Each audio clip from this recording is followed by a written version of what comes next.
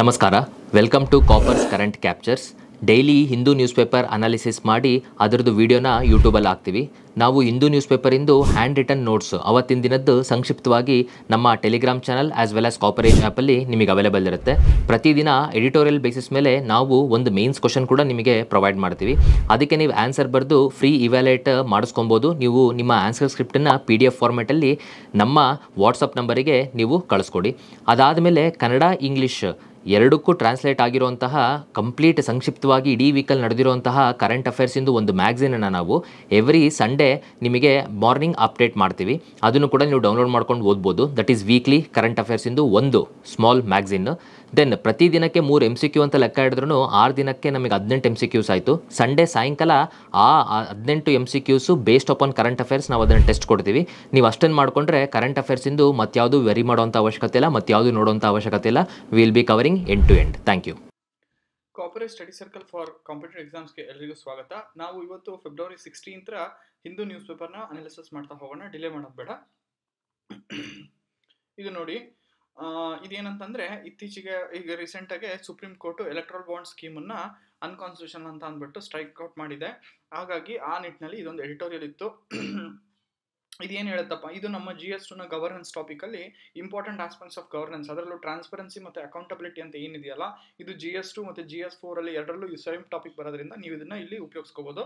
Okay, ಇದು ಏನು ಹೇಳ್ತಾ ಇದೆ, ಆರ್ಟಿಕಲ್ ಏನು ಹೇಳ್ತಾ ಇದೆ ಅಂತಂದ್ರೆ, ಸುಪ್ರೀಂ ಕೋರ್ಟ್ ಗೊತ್ತಿದೆಯಲ್ಲ, ಸುಪ್ರೀಂ ಕೋರ್ಟ್ ಅಂತೂ ಎಲೆಕ್ಟ್ರಲ್ ಬಾಂಡ್ ಸ್ಕೀಮ್ನ ಇದನ್ನ ಮಾಡಿದೆ. ಏನಂತಂದ್ರೆ it violates the constitution plus voters right to information ಅನ್ನ ಇದನ್ನ ವೈಲೇಟ್ ಮಾಡುತ್ತೆ ಅಂತ ಅಂದ್ಬಿಟ್ಟು ಅದನ್ನ ಸ್ಕ್ರಾಪ್ ಮಾಡಿದ್ದಾರೆ. ಸೊ ಇದನ್ನ ಟ್ರಾನ್ಸ್ಪರೆನ್ಸಿ ಇದನ್ನೋಸ್ಕರ ಮಾಡಿದ್ದಾರೆ. ಸೊ ಎಲೆಕ್ಟ್ರಲ್ ಬಾಂಡ್ ಸ್ಕೀಮ್ ಅಂತಂದ್ರೆ ನಿಮ್ಗೆಲ್ಲರಿಗೂ ಈ ಆರ್ಟಿಕಲ್ ಅಲ್ಲಿ ಏನು ಹೇಳ್ತಾ ಇದೆ ಅಂತಂದ್ರೆ, ಎಲೆಕ್ಟ್ರಲ್ ಬಾಂಡ್ ಸ್ಕೀಮ್ ಅಂತಂದ್ರೆ ನಿಮ್ಗೆಲ್ಲರಿಗೂ ಗೊತ್ತಾ ಇದೆ, ಇದು it is an donation to political parties for funding, ಅದು ಒಂದು. ಆಮೇಲೆ ಬ್ಲ್ಯಾಕ್ ಮನಿನ ಕರ್ಬ್ ಮಾಡೋಕ್ಕೋಸ್ಕರ ಅಂತ ಅಂದ್ಬಿಟ್ಟು ಈ ಸ್ಕೀಮ್ನ ತಂದಿದ್ರು, 2017ರಲ್ಲಿ ತಂದಿದ್ರು. ಅದಕ್ಕೆ ಸುಪ್ರೀಂ ಕೋರ್ಟ್ನ ಇದನ್ನು ಸ್ಟ್ರೈಕ್ ಡೌನ್ ಮಾಡಿದ ಅನ್ಕಾನ್ಸ್ಟಿಟ್ಯೂಷನಲ್ ರೈಟ್ ಟು ಇನ್ಫಾರ್ಮೇಶನ್ ಅನ್ನ ವೈಲೇಟ್ ಮಾಡುತ್ತೆ ಅಂತ ಅಂದ್ಬಿಟ್ಟು ಇದನ್ನ ಮಾಡಿದ್ದಾರೆ. ಇದರಲ್ಲಿ ಏನು ಹೇಳ್ತಾ ಇದ್ದಾರೆ ಅಂತಂದ್ರೆ, ಕಾರ್ಪೊರೇಟ್ ಡೊನೇಷನ್ಸ್ ಮತ್ತೆ ಪಾಲಿಸಿ ಡಿಸಿಷನ್ಸ್ ಎರಡಕ್ಕೂ ಒಂದು ಲಾಜಿಕಲ್ ರೀಸನಿಂಗ್ ಇದೆ. ಹೆಂಗೆ ಅಂದ್ರೆ, ಕಾರ್ಪೊರೇಟ್ ಡೊನೇಷನ್ಸ್ ಏನಾಗುತ್ತೆ ಅಂತಂದ್ರೆ, ಪ್ರೆಸೆಂಟ್ ರೂಲಿಂಗ್ ಗವರ್ಮೆಂಟ್ ಪಾರ್ಟಿಗಳಿಗೆ ಏನಿರುತ್ತೆ, ರೂಲಿಂಗ್ ಗವರ್ಮೆಂಟ್ ಏನಿರುತ್ತಲ್ಲ, ಅವರಿಗೆ ಡೊನೇಷನ್ಸ್ನ ಮಾಡ್ತಾ ಹೋಗ್ತಾರೆ. ಆ ತಕ್ಕಂಗೆ ಅವರ ಪಾಲಿಸಿಗಳು, ನಾಳೆ ಅವ್ರಿಗೆ ಏನಾದರೂ ಬಿಸ್ನೆಸ್ ಡೀಲ್ಗಳು ಬೇಕಿತ್ತು ಅಂದ್ರೆ ಅದಕ್ಕೆ ತಕ್ಕಂಥ ಪಾಲಿಸಿಗಳು ಫಾರ್ಮ್ ಆಗ್ತಾ ಹೋಗುತ್ತೆ. ಈ ಒಂದು ಲಾಜಿಕಲ್ ಕನೆಕ್ಷನ್ನ ಸುಪ್ರೀಂ ಕೋರ್ಟ್ ಇದನ್ನ ಮಾಡೋದಕ್ಕೋಸ್ಕರ ಇದನ್ನ ಸ್ಕ್ರಾಪ್ ಮಾಡ್ತಾ ಇದ್ದಾರೆ. ಆಮೇಲೆ ಅವ್ರು ಏನು ಹೇಳ್ತಾರೆ ಅಂದ್ರೆ, ಈ ಮುಖಾಂತರ ಅವ್ರು ಏನು ಹೇಳ್ತಾರೆ ಅಂತಂದ್ರೆ, ಎಕ್ಸ್ಟೆನ್ಷನ್ ಆಫ್ ಎಕ್ಸ್ಪ್ರೆಷನ್ ಅಂದ್ರೆ ಫ್ರೀಡಮ್ ಆಫ್ ಎಕ್ಸ್ಪ್ರೆಷನ್ ಏನಿದೆಯಲ್ಲ, ಅದು article 19(1) class 1 sub class A ಅಲ್ಲಿ ಇದಕ್ಕೂ ಕೂಡ ಎಕ್ಸ್ಟೆನ್ಷನ್ ಆಗುತ್ತೆ. ಅಂದ್ರೆ ವೋಟರ್ಸ್ ಎಲ್ಲಿಂದ ಫಂಡಿಂಗ್ ಬರ್ತಾ ಇದೆ ಪಾರ್ಟಿಗಳಿಗೆ ಅನ್ನೋದನ್ನ ತಿಳ್ಕೊಳೋದು ಕೂಡ ವೋಟರ್ಸ್ ಒಂದು that is a way of expression ಅಂತ ಅಂದ್ಬಿಟ್ಟು article 19 class 1 sub class A ಅಲ್ಲಿ ಸುಪ್ರೀಂ ಕೋರ್ಟ್ ಅದನ್ನ ಪರಿಗಣಿಸಿದೆ. ಅದಾದ್ಮೇಲೆ ಇದು ಮತ್ತೆ ಈ ಜಡ್ಜ್ಮೆಂಟ್ ಇನ್ನೂ ಏನಂತಂದ್ರೆ, ಇದೇ ರೀತಿಯಾದ ಒಂದು ಕೆಲವೊಂದೊಂದು ಎಲೆಕ್ಷನ್ ಇದರಲ್ಲಿ ಸುಪ್ರೀಂ ಕೋರ್ಟ್ ಇಂಟರ್ವೆನ್ಷನ್ ಆಗಿತ್ತು. ಆ ಒಂದು ಕೆಲವೊಂದರಲ್ಲಿ ಇದು ಕೂಡ ಒಂದು ಅಂತ ಅಂದ್ಬಿಟ್ಟು ಆ ಥರ ಹೇಳ್ತಾ ಇದ್ದಾರೆ. ಅದಾದ್ಮೇಲೆ ಕ್ರಿಟಿಕಲ್ ರಿಫ್ಲೆಕ್ಷನ್ಸ್ ಮತ್ತೆ ಇದಾದ್ಮೇಲೆ ಎಷ್ಟೋ ಕೆಲವೊಂದೊಂದು ಕ್ರಿಟಿಕಲ್ ಆಗಿ ಕ್ವಶನ್ಸ್ ಹುಟ್ಟಿದಾವೆ, ಅನ್ಆನ್ಸರ್ಡ್ ಕ್ವಶನ್ಸ್ ಇದೆ. ಅಂದ್ರೆ ಹಾಗಾದ್ರೆ ಈ ತರ ಈ ಸ್ಕೀಮ್ಸಿಂದ ಈ ಸ್ಕೀಮ್ಗಳೆಲ್ಲ ಏನ್ ಮಾಡಿದ್ದಾರೆ, ಇದೆಲ್ಲ ಗೌರ್ಮೆಂಟ್ ಯಾರಿಗಾದ್ರೂ ಬೆನಿಫಿಟ್, ಈ ತರದ ಕೆಲವೊಂದೊಂದು ಕ್ವಶನ್ಸ್ ಅರೈಸ್ ಆಗಿದೆ. ಅದ್ರ ಬಗ್ಗೆ ಏನಾಗುತ್ತೆ ಅಂತ ಇನ್ನು ಕಾದ್ ನೋಡ್ಬೇಕು ಅಂತ. ನೆಕ್ಸ್ಟ್ ಅದಾದ್ಮೇಲೆ ಈ ಮುಖಾಂತರ ಸುಪ್ರೀಂ ಕೋರ್ಟ್ ಏನ್ ಮಾಡಿದೆ ಅಂತಂದ್ರೆ, ಈ ತರ ಒಂದು ಮಾಡಿರೋದ್ರಿಂದ it helps in promoting democracy, transparency ಮತ್ತೆ ವೋಟರ್ಸ್ ರೈಟ್ಸ್ ಇದನ್ನೆಲ್ಲದನ್ನು ಮಾಡಿದ್ದಾರೆ. ಆಮೇಲೆ influence of donors on policy making ಅನ್ನ ರೆಡ್ಯೂಸ್ ಮಾಡೋಕ್ಕೋಸ್ಕರ ಕೋರ್ಟ್ ಈ ತರ ಮಾಡಿದೆ ಅಂತ ಅಂದ್ಬಿಟ್ಟು ಆ ತರ ಈ ಆರ್ಟಿಕಲ್ ಅಲ್ಲಿ ಹೇಳಿದ್ದಾರೆ. ಇದನ್ನ ನೋಡ್ತಾ ಹೋಗಿ. ಓಕೆ, ಇದಿಷ್ಟಾದ್ಮೇಲೆ ಇದೇ ನ್ಯೂಸ್ ಇರೋದು. ಇದು GS2ನ ಗವರ್ನೆನ್ಸ್ ಅಲ್ಲಿ ಇಂಪಾರ್ಟೆಂಟ್ ಏನಂದ್ರೆ, ಅದೇ ಇದು supreme court strikes on electoral bond scheme, calls it unconstitutional ಅಂತ. ಇದ್ರ ಬೇಸಿಸ್ ಮೇಲೆ ಎಡಿಟೋರಿಯಲ್ ಇದ್ದಿದ್ದು. ಅದಾದ್ರೆ ಸರಿ, ಹಂಗಾದ್ರೆ why electoral bond scheme unconstitutional ಅಂತಂದ್ರೆ, ಇದು 3 ತರದಲ್ಲಿ ಅನ್ಕಾನ್ಸ್ಟಿಟ್ಯೂಷನಲ್ ಅಂತ ಹೇಳ್ಬೋದು. ಒಂದು, it violates right to information. ಹೇಳಿದ್ನಲ್ಲ, ವೋಟರ್ಸ್ನ ಒಂದು ರೈಟ್ ಟು ಇನ್ಫಾರ್ಮೇಶನ್ ಅಂದ್ರೆ ಯಾವ ತರ ಫಂಡಿಂಗ್ ಬರ್ತಾ ಇದೆ ಅನ್ನೋದನ್ನ ತಿಳ್ಕೊಳೋದ್ರಲ್ಲಿ ಇದು ವೈಲೇಟ್ ಮಾಡ್ತಾ ಇದೆ. ಅದಾದ್ಮೇಲೆ ವೈಲೇಟ್ಸ್ ಪ್ರಿನ್ಸಿಪಲ್ಸ್ ಆಫ್ ಈಕ್ವಾಲಿಟಿ ಯಾವ ತರ ಅಂತಂದ್ರೆ, ಈಗ ಮುಂಚೆ ಎಲ್ಲ ಹೇಳ್ತಾ ಇದ್ರು ದುಡ್ಡಿಲ್ದವ್ರು ಎಲೆಕ್ಷನ್ ಗೆಲ್ಲಕ್ ಆಗ್ತಾ ಇಲ್ಲ ಅಂತ, ಅದಕ್ಕೆ EBS ತಂದಿದೀವಿ ಅಂತ ಕೂಡ ಹೇಳಿದ್ರು 2017ರಲ್ಲಿ. ಆದ್ರೆ ಈಗ ಹೆಂಗಾಗ್ಬಿಟ್ಟಿದೆ ಅಂತಂದ್ರೆ, ಕಾರ್ಪೊರೇಟ್ಸ್ ಅವರ ಒಂದು ಇದಕ್ಕೆ, ಈಗ ನಾಳೆ ನೀನು ಗೌರ್ಮೆಂಟ್ ಬಂದ್ಮೇಲೆ ನನಗೆ ಈ ಥರದೊಂದು ಮಾಡ್ಕೊಡ್ತೀನಿ ಅಂತ, ನನಗೆ ಇಷ್ಟು ಡೊನೇಷನ್ ಕೊಡ್ತೀನಿ, ಈ ಥರದೊಂದು ಕೆಲವೊಂದು ನೆಕ್ಸಸ್ ಸ್ಟಾರ್ಟ್ ಆದಾಗಿಂದ ಕೆಲವೊಂದು ಏನಾಗಿದೆ, ಬೇರೆ ಬೇರೆ ಪಾರ್ಟಿಗಳಿಗೆ ದುಡ್ಡೇ ಸಿಗೋದಿಲ್ಲ ಕಾರ್ಪೊರೇಟ್ಸ್ ಇಂದ. ಸೊ ಅವರು ಎಲೆಕ್ಷನ್ ಕಂಟೆಸ್ಟ್ ಮಾಡೋಕ್ಕೆ ಅವ್ರಿಗೆ ಅವಕಾಶ, ಒಂದು ಲೆವೆಲ್ ಪ್ಲೇಯಿಂಗ್ ಫೀಲ್ಡ್ ಸಿಗೋದಿಲ್ಲ. ಸೊ ಹಂಗಾಗಿ ಅಲ್ಲೂ ಕೂಡ ವೈಲೇಟ್ಸ್ ಪ್ರಿನ್ಸಿಪಲ್ಸ್ ಆಫ್ ಈಕ್ವಾಲಿಟಿ ಅಂತ ಅನ್ಬೋದು. ಅದಾದ್ಮೇಲೆ violates constitutional scheme of electoral reforms. Violate constitutional scheme of ಏನಂತ ಹೇಳ್ತಾರೆ ಅಂತಂದ್ರೆ, ಈ ಎಲೆಕ್ಟ್ರಲ್ ರಿಫಾರ್ಮ್ಸ್ ಅಂತ ಏನಿದೆಯಲ್ಲ ಅದು ಯಾವ ತರ ಅಂತಂದ್ರೆ ಈ ತರದ್ ಒಂದು ಇದಾಗಿರೋದ್ರಿಂದ ಎಲೆಕ್ಟ್ರಲ್ ರಿಫಾರ್ಮ್ಸ್ ಅಲ್ಲಿ ಒಂದು ಇದು ನಿಜವಾಗ್ಲೂ ಇದೇ ಆಗಲ್ಲ ಅಂತ ಅಂದ್ಬಿಟ್ಟು ಒಂದು ಇದು ಈ ತರ ಒಂದು 3 ಇದನ್ನ ಪರಿಗಣಿಸಿ ಇದನ್ನ ನಾವು ಅನ್ಕಾನ್ಸ್ಟಿಟ್ಯೂಷನಲ್ ಅಂತ ಇದನ್ನ ಮಾಡ್ಬೋದು. ಓಕೆನಾ, ಕನ್ಸಿಡರ್ ಮಾಡ್ಬೋದು. ಇದಿಷ್ಟು ಹೇಳ್ತಾ ನೆಕ್ಸ್ಟ್ ಆರ್ಟಿಕಲ್ ಬರೋಣ. ನೆಕ್ಸ್ಟ್ ಆರ್ಟಿಕಲ್ ಇದು actually exam point of view ಇಂದ ಅಷ್ಟೊಂದು ಇಂಪಾರ್ಟೆಂಟ್ ಅಲ್ಲ, ಇದ್ರ ಬೇಸ್ ಮೇಲೆ ಏನೂ ಇದು ಬರಲ್ಲ. ಆದ್ರೆ ನೀವು ಈ ತರದ್ದೇ ಒಂದು ಇದನ್ನ ಬೇರೆ ಒಂದು ಇದರಲ್ಲಿ ಉಪಯೋಗಿಸ್ಕೋಬಹುದು. ಇದೇನು ಹೇಳ್ತಾನೆ ಅಂದ್ರೆ ಆಥರ್ ಏನ್ ಹೇಳ್ತಿದ್ದಾರೆ ಅಂದ್ರೆ intervention that will help strengthen legal education. Legal education ಅಂತಂದ್ರೆ ಏನು ಲಾಯರ್ ಸಿಗದೆ ಅಂದ್ರೆ LLB LLM ಈ ತರದೆಲ್ಲ ಏನಿದೆಯಲ್ಲ ಅದನ್ನ ಹಿಂಗ್ ಸ್ಟ್ರೆಂಥನ್ ಮಾಡಬೇಕು ಅಂತ ಹೇಳಿದ್ದಾರೆ. ಈ ಆರ್ಟಿಕಲ್ ಅಲ್ಲಿ ಏನ್ ಹೇಳ್ತಾ ಇದಾರೆ, ನಮ್ದು ಏನ್ ಲೀಗಲ್ ಸಿಸ್ಟಮ್ ಇವತ್ತಿದೆಯಾ ಅಂದ್ರೆ ನಾವು ಬ್ರಿಟಿಷರು ಏನು ಅಂದ್ರೆ ವೆಸ್ಟರ್ನ್ ಕಂಟ್ರೀಸ್ ಅಲ್ಲಿ ಏನ್ ಫಾಲೋ ಮಾಡ್ತಾ ಇದ್ರು ಅದನ್ನೇ ನಾವು ಯಥಾಸ್ಥಿತಿ ಫಾಲೋ ಮಾಡ್ತಾ ಬಂದಿದೀವಿ. ನಮ್ಮ ಒಂದು ಪರಿಸ್ಥಿತಿಗಳಿಗೆ ನಮ್ಮ ಒಂದು ಸೊಸೈಟಿಗೆ ತಕ್ಕಂತೆ ನಮ್ಮ ಲೀಗಲ್ ಇದಕ್ಕನ್ನ ನಾವು ಮಾಡ್ಕೊಂತ ಯಾವತ್ತೂ ಇದನ್ನೇ ಮಾಡಿಲ್ಲ. ಈ ಒಂದು ಇದರಿಂದ ಆಮೇಲೆ ಎಷ್ಟೋ ಒಂದು ಇದು ಕೂಡ ಆದ್ಮೇಲೆ ಲೀಗಲ್ ಅಂದ್ರೆ ನಮ್ಮಲ್ಲಿ ಬರೀ ಇಂಜಿನಿಯರಿಂಗ್ ಮೆಡಿಕಲ್ ಅನ್ನ ಇದಕ್ಕೆ ಹೋಗಿ ತುಂಬಾ ಸ್ಟೂಡೆಂಟ್ಸ್ ಈ ಲೀಗಲ್ ಎಜುಕೇಶನ್ ನ ಆಯ್ಕೆ ಮಾಡ್ಕೊಳೋದೇ ಇಲ್ಲ ಅಂತ ಆಥರ್ ಹೇಳ್ತಾರೆ. ಅದ್ರ ಜೊತೆಗೆ ಏನ್ ಹೇಳ್ತಾರೆ ಅಂತಂದ್ರೆ ಇವರು ಅದರಲ್ಲಿ ಸ್ವಲ್ಪ ಸುಮಾರು 1990ರಲ್ಲಿ ನ್ಯಾಷನಲ್ ಲಾ ಯೂನಿವರ್ಸಿಟೀಸ್ ಎಲ್ಲ ಬಂದು ಸ್ವಲ್ಪ ಮಟ್ಟಿಗೆ ಲೀಗಲ್ ಎಜುಕೇಶನ್ ಬಂತು. ಅದಾದ್ಮೇಲೂ 1990ಯಲ್ಲಿ ಏನು LPG ರಿಫಾರ್ಮ್ಸ್ ಅಂತ ಆಯ್ತಲ್ಲ, ಅದು ಗ್ಲೋಬಲೈಸೇಷನ್ ಆದ್ಮೇಲೆ ಲೀಗಲ್ ಇನ್ನೂ ಸ್ವಲ್ಪ ಕೆಲವು ಜನಕ್ಕೆ ಓಕೆ ಈ ತರ ಗ್ಲೋಬಲೈಸೇಷನ್ ಬರ್ತಾ ಇದೆ, ನಮಗೂ ಒಂದ್ ಸ್ವಲ್ಪ ಅಡ್ವೊಕೇಟ್ಸ್ಗೆ ನಮಗೂ ಒಂಥರ ಇದು ಬರ್ತಾ ಇದೆ. ಯಾಕಂದ್ರೆ ಅಲ್ಲಿ ಒಂದು ಯಾವ್ದಾದ್ರು ಒಂದು ಕಂಪನಿಗಳು ಇನ್ವೆಸ್ಟ್ ಮಾಡಿದ್ರು ಅಂದ್ರೆ ಅವರು ಅದಕ್ಕೆ ಲಾಗ್ ಸಂಬಂಧಪಟ್ಟಂತೆ ಏನೇ ಇದ್ರು ಕೂಡ ಅವಾಗ ಅಡ್ವೊಕೇಟ್ಸ್ ಬೇಕಾಗ್ತಾರೆ. ಅವಾಗಿಂದ ಒಂದ್ ಸ್ವಲ್ಪ ಇದಾಗಿದೆ.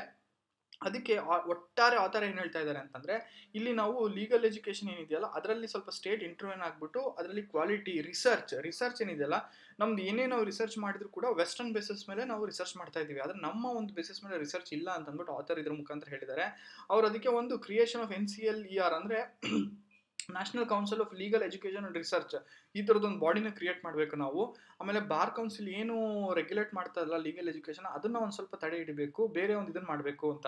ಅದಕ್ಕೆ ಆಲ್ಬರ್ಟ್ ಐನ್ಸ್ಟೀನ್ ಅವರು ಒಂದು ಇದನ್ನ ಏನ್ ತಗೊಂಡಿದ್ದಾರೆ ಅಂದ್ರೆ the value of college education is not learning of many facts but the training of the mind to think. ಅಂದ್ರೆ ಯಾವುದೇ ಒಂದು ಎಜುಕೇಶನ್ ಬರೀ ಫ್ಯಾಕ್ಟ್ಸ್ ಇರೋದನ್ನ ಬುಕ್ಕಲ್ಲಿ ಇರೋದನ್ನ ತಿಳ್ಕೊಳೋದು ಇಂಪಾರ್ಟೆಂಟ್ ಅಲ್ಲ, ಅದನ್ನ ಯಾರು ಬೇಕಾದ್ರೂ ಮಾಡ್ತಾರೆ. ಆದ್ರೆ ಆ ತಿಳ್ಕೊಂಡಿರೋದನ್ನ ಎಲ್ಲಿ ಯಾವಾಗ ಹೆಂಗ್ ಅಪ್ಲೈ ಮಾಡ್ಬೇಕು ಅನ್ನೋ ಥಿಂಕ್ ಮಾಡಕ್ ಒಂದು ಕ್ಯೂರಿಯಾಸಿಟಿನ ಇದನ್ನ ಮಾಡುತ್ತಲ್ಲ ಅದಾಗಿರ್ಬೇಕು ಎಜುಕೇಶನ್ ಅಂತ ಆಲ್ಬರ್ಟ್ ಐನ್ಸ್ಟೀನ್ ಹೇಳಿದ್ದಾರೆ. ಅದನ್ನೇ ಆಥರ್ ಕೂಡ ಈ ಲೀಗಲ್ ಎಜುಕೇಶನ್ಗೆ ಇಂಟರ್ಲಿಂಕ್ ಮಾಡಿ ಇದನ್ನ ಮಾಡಿದ್ದಾರೆ. ಆಮೇಲೆ ಇನ್ನೊಂದು ಕೆಲವೊಂದು ಏನಂದ್ರೆ ಈ ತರ ಒಂದು ಕಾಲೇಜಸ್ ಅಲ್ಲಿ ದೊಡ್ಡ ಲೀಗಲ್ ಎಜುಕೇಶನ್ ಇದನ್ನ ಮಾಡೋಂಥ ಒಂದು ಯೂನಿವರ್ಸಿಟಿಗಳಲ್ಲಾಗಿರಿ ಕಾಲೇಜಲ್ಲಾಗಿರ್ಬೋದು ಲೀಡರ್ಶಿಪ್ ಪೊಸಿಷನ್ ಅಲ್ಲಿ ಕೊರತೆ ಬರ್ತಾ ಇದೆ. ಯಾರು ಒಂದು ಲೀಡರ್ಶಿಪ್ ಸ್ಥಾನಕ್ಕೆ ಅದಕ್ಕೆ ಆದಂತ ಒಂದು ಇದನ್ನ ಕೊಡ್ತಾ ಇಲ್ಲ, ಮಹತ್ವನ ಕೊಡ್ತಾ ಇಲ್ಲ. ಅವರು ಬೇರೆ ಅಂತ ಇಂಥವ್ರು ಬಂದು ಕೂತಿರೋದ್ರಿಂದ ಇವನ್ ಅಲ್ಲಿ ತುಂಬಾ ಟ್ಯಾಲೆಂಟೆಡ್ ಇರೋರು ಕೂಡ ಅವರನ್ನು ಕೂಡ ಇದನ್ನ ಮಾಡ್ತಾ ಇದ್ದಾರೆ, ಅವರೊಂದು ಲೀಡರ್ಶಿಪ್ ಕ್ವಾಲಿಟೀಸ್ ನ ಶೋಕೇಸ್ ಮಾಡ್ತಾ ಇಲ್ಲ ಅಂತ ಅಂದ್ಬಿಟ್ಟು ಹೇಳಿದ್ದಾರೆ. ಸೊ ಈ ತರ ಮಾಡಕ್ಕೆ ಅವರು ನಮ್ಮಲ್ಲಿ ಲೀಗಲ್ ರಿಸರ್ಚ್ ನ ಅವ್ರದ್ದು ಒಂದು ಇದನ್ನ ಮಾಡಬೇಕು ಅಂತ ಅಂದ್ಬಿಟ್ಟು ಆಥರ್ ಹೇಳಿದ್ದಾರೆ. ಸೊ ಹಾಗಾಗಿ ಇದು ಇಂಪಾರ್ಟೆಂಟ್. ಇದು ಲೀಗಲ್ ಎಜುಕೇಶನ್ ಅಲ್ಲೇ ಅಂತಲ್ಲ, ನೀವು ಈ ಒಂದು ಆರ್ಟಿಕಲ್ ಆಧಾರದ ಮೇಲೆ ಬೇರೆ ಎಲ್ಲಾ ಕಡೆನೂ ಕೂಡ ಇದನ್ನ ನೀವು ಇಂಟರ್ಲಿಂಕ್ ಮಾಡ್ಕೋತಾ ಯೂಸ್ ಮಾಡ್ಕೋಬಹುದು ಈ ಆರ್ಟಿಕಲ್. ಹಾಗಾಗಿ ನನಗೆ ಇಂಪಾರ್ಟೆಂಟ್ ಅನಿಸ್ತು, ಹಾಗಾಗಿ ಇದನ್ನ ಮಾಡಿದ್ದೀನಿ. ನೆಕ್ಸ್ಟ್ ಇನ್ನ ನ್ಯೂಸ್ ಆರ್ಟಿಕಲ್ಸ್ ಅಂತ ಬಂದ್ರೆ ಇದು ನೋಡಿ GS1 ಇಂಡಿಯನ್ ಆರ್ಟ್ ಅಂಡ್ ಕಲ್ಚರ್ಗೆ ಸಂಬಂಧಪಟ್ಟಿದ್ದು. ಪೋಸ್ಟ್ ಗಲ್ವಾನ್ ಅಂದ್ರೆ ಚೈನಾದವರು ಏನು ಬಾರ್ಡರ್ ಹತ್ರ ಏನು ಇದನ್ನ ಮಾಡಿದ್ರಲ್ಲ ಅದಾದ್ಮೇಲೆ ಇಂಡಿಯಾದವ್ರು ಏನ್ ಮಾಡಿದ್ದಾರೆ ಅಂದ್ರೆ Indian martial arts training for army post Galwan cash ಅಂದ್ರೆ ಇಂಡಿಯನ್ ಆರ್ಮಿಯಲ್ಲಿ ಮಾರ್ಷಲ್ ಆರ್ಟ್ಸ್ ನ ಇದನ್ನ ಮಾಡಬೇಕು. ಅದರಲ್ಲೂ ಮೇಲ್ದ ಗೋರ್ಖಾ ರೆಜಿಮೆಂಟ್ ಅಲ್ಲಿ ಕುರ್ಕಿ ಡ್ಯಾನ್ಸು, ಕಲರಿ ಪಟ್ಟು ಈ ತರದೆಲ್ಲ ಮಡ್ರಾಸ್ ರೆಜಿಮೆಂಟ್ ಅಲ್ಲೆಲ್ಲ ಇದನ್ನ ಮಾಡಬೇಕು, ಇಂಟಿಗ್ರೇಟ್ ಮಾಡಬೇಕು ಅಂತ ಅಂದ್ಬಿಟ್ಟು ಯೋಚನೆ ಮಾಡಿದ್ದಾರೆ. ಇದನ್ನ ನೀವು ಎಲ್ಲಿ ಉಪಯೋಗಿಸ್ಕೋಬಹುದು ಅಂತಂದ್ರೆ ಇದು ಪ್ರಿಲಿಮ್ಸ್ ಅಲ್ಲಿ ಇದು ಮಾರ್ಷಲ್ ಆರ್ಟ್ಸ್ ಬಗ್ಗೆ ಕ್ವಶನ್ಸ್ ಕೇಳೋಂಥ ಸಾಧ್ಯತೆ ಇದೆ. ನೀವು ಅದಕ್ಕೆ ಬೇರೆ ಏನೂ ಟೆನ್ಷನ್ ಮಾಡ್ಕೋಬೇಕಾಗಿಲ್ಲ, ನಮ್ಮ ಮ್ಯಾಗಝಿನ್ ಅಲ್ಲಿ ಇದ್ರ ಬಗ್ಗೆ ಎಲ್ಲ ಡೀಟೇಲ್ ಅನಾಲಿಸಿಸ್ ಸಿಗುತ್ತೆ ನಿಮಗೆ. ಅದು ಒಂದು. ಆಮೇಲೆ ಮೇನ್ಸಿಗೆ ಇದನ್ನ ಯಾವ ತರ ಯೂಸ್ ಮಾಡ್ಕೋಬಹುದು ಅಂತಂದ್ರೆ ಡಿಫೆನ್ಸ್ ಅಂತ ಏನು GS3 ಅಲ್ಲಿ ಏನ್ ಬರುತ್ತಲ್ಲ ಆ ಡಿಫೆನ್ಸ್ ಅಲ್ಲಿ ಗವರ್ಮೆಂಟ್ ಇನಿಷಿಯೇಟಿವ್ಸ್ ಈ ತರದ್ದು ಯಾವ ತರ ಇದನ್ನ ಮಾಡ್ತಾ ಇದೆ ಆ ಒಂದು ಭಾಗದಲ್ಲಿ ನೀವು ಇದನ್ನ ಓಕೆ ಇಂಡಿಯಾದವರು Indian army martial arts training ಅನ್ನ ಇದನ್ನ ಮಾಡ್ಬೇಕು ಅಂತ ಜಸ್ಟ್ ಒಂದು ಲೈನ್ ಬರೆದ್ರೆ ನಿಮಗೆ ಆಬ್ವಿಯಸ್ಲಿ ಒಂದು ಇದು ಬರ್ತಾ ವ್ಯಾಲ್ಯೂ ಆನ್ಸರ್ಗೆ ಒಂದು ವ್ಯಾಲ್ಯೂ ಬರ್ತಾ ಹೋಗುತ್ತೆ. ಅಬವ್ ಅವರೇಜ್ ಮಾರ್ಕ್ಸ್ ಸ್ಕೋರ್ ಮಾಡೋದು ಈ ತರ ಸಾಧ್ಯ ಆಗುತ್ತೆ. ಓಕೆ, ಇದನ್ನ ಹೇಳ್ತಾ ನೆಕ್ಸ್ಟ್ ಇಲ್ಲಿ ನೋಡಿ ಇದು ನಮ್ಮ GS2 ಸೋಷಿಯಲ್ ಜಸ್ಟಿಸ್ ಹೆಲ್ತ್ ಅನ್ನೋ ಟಾಪಿಕ್ ಅಲ್ಲಿ the diversity blind spot in public health policy ಅನ್ನೋ ಒಂದು ಆರ್ಟಿಕಲ್. ಇದೇನಂತಂದ್ರೆ there is gender and diversity gap, over concentration of men, doctors, bureaucracy in health. This impacts policy making ಮತ್ತೆ health outcomes ಅಂತ ಹೇಳಿದ್ದಾರೆ. ಅಂದ್ರೆ ಈ ಒಟ್ಟಾರೆ ಆರ್ಟಿಕಲ್ ಏನ್ ಹೇಳ್ತಾ ಇದೆ ಅಂತಂದ್ರೆ ಹೆಲ್ತ್ ಸಿಸ್ಟಮ್ ಅಲ್ಲಿ ಏನಾಗ್ಬಿಟ್ಟಿದೆ ಅಂತಂದ್ರೆ ಜಾಸ್ತಿ ಬರೀ ಡಾಕ್ಟರ್ಸು ಮೆನ್ ಅಂದ್ರೆ ಗಂಡಸರು ಜೊತೆಗೆ ಬ್ಯೂರೋಕ್ರಾಟ್ಸ್ ಅಂದ್ರೆ ಗೌರ್ಮೆಂಟ್ ಅಫಿಷಿಯಲ್ಸ್ ಜಾಸ್ತಿ ಆಗ್ಬಿಟ್ಟು ಅಲ್ಲಿ ಒಂದು ಜೆಂಡರ್ ಗ್ಯಾಪ್ ಮತ್ತೆ ಡೈವರ್ಸಿಟಿ ಗ್ಯಾಪ್ ಯಾವ ತರ ಅಂತಂದ್ರೆ ತುಂಬ ಪ್ರತಿಷ್ಠಿತ ಡಾಕ್ಟರ್ಸ್ ಅಂತ ಏನಿದಾರಲ್ಲ ಅವರೆಲ್ಲ ಬಂದು ಡೆಲ್ಲಿಲಿ ಸೇರ್ಕೊಂಡ್ಬಿಟ್ಟಿದ್ದಾರೆ. ಸೊ ಹಾಗಾಗಿ ಇಲ್ಲಿ ಒಂದು ರೀಜನ್ ಡೈವರ್ಸಿಟಿ ಗ್ಯಾಪ್ ಕೂಡ ಕ್ರಿಯೇಟ್ ಆಗ್ತಾ ಇದೆ. ಆಮೇಲೆ ಹೆಣ್ಮಕ್ಳ ಒಂದು ಇದು ಕೂಡ ಜಾಸ್ತಿ ಆಗ್ತಾ ಇದೆ. ಅಂದ್ರೆ ಲೀಡರ್ಶಿಪ್ ಪೊಸಿಷನ್ ಅಲ್ಲಿ ಹೆಣ್ಮಕ್ಳು ಜಾಸ್ತಿ ಕಂಡು ಬರ್ತಾ ಇಲ್ಲ. ಬರೀ ಹೆಣ್ಮಕ್ಳು ಹೆಲ್ತ್ ಕೇರ್ ಅಲ್ಲಿ ಹೆಂಗೆ ಅಂದ್ರೆ ಆಶಾ ವರ್ಕರ್ಸ್ ಆಗಿ ಇಲ್ಲ ಕೇರ್ ವರ್ಕರ್ಸ್ ಆಗಿ ಈ ತರದವರೇ ಸಿಗ್ತಾರೆ, ಆದ್ರೆ ಲೀಡರ್ಶಿಪ್ ಪೊಸಿಷನ್ ಅಲ್ಲಿ ಯಾರು ಇಲ್ಲ. ಸೊ ಈ ತರದ್ರಿಂದ ತುಂಬಾ ಇಂಪ್ಯಾಕ್ಟ್ ಆಗ್ತಾ ಇದೆ. ಈ ತರ ಮಾಡಬಾರ್ದು, ಅವರಿಗೂ ಒಂದು ಒಳ್ಳೆ ಅವಕಾಶ ಕೊಡಬೇಕು ಅಂತ ಅಂದ್ಬಿಟ್ಟು ಈ ಆರ್ಟಿಕಲ್ ಅಲ್ಲಿ ಹೇಳಿದ್ದಾರೆ. ಈ ಆರ್ಟಿಕಲ್ನ ಕ್ರಕ್ಸ್ ಅಷ್ಟೇ ಇರೋದು, ನೀವು ಇದನ್ನ ಡೀಟೇಲ್ ಆಗಿ ಓದ್ಕೋಬಹುದು ಅನ್ಸತಿ. ಓಕೆ, ನೆಕ್ಸ್ಟ್ ಇದನ್ನ ಹೇಳ್ತಾ ಇವತ್ತಿನ ಪ್ರಾಕ್ಟೀಸ್ ಕ್ವಶನ್ಗೆ ಬಂದ್ರೆ, ಇವತ್ತಿನ ಪ್ರಾಕ್ಟೀಸ್ ಕ್ವಶನ್ ಏನಂತಂದ್ರೆ, how do gender and diversity gaps in India's health committees impact policy making and health care outcomes, discuss the relevant examples ಅಂತ 250 ವರ್ಡ್ಸ್ ಬರೀಬೇಕು. ಇಂದಿನ ಆರ್ಟಿಕಲ್ ಬೇಸಿಸ್ನ ಆಧಾರದ ಮೇಲೆ ಕ್ವಶನ್ನ ಇದನ್ನ ಮಾಡಿರೋದು ಇದನ್ನ. ಓಕೆ, ನೀವೆಲ್ಲರೂ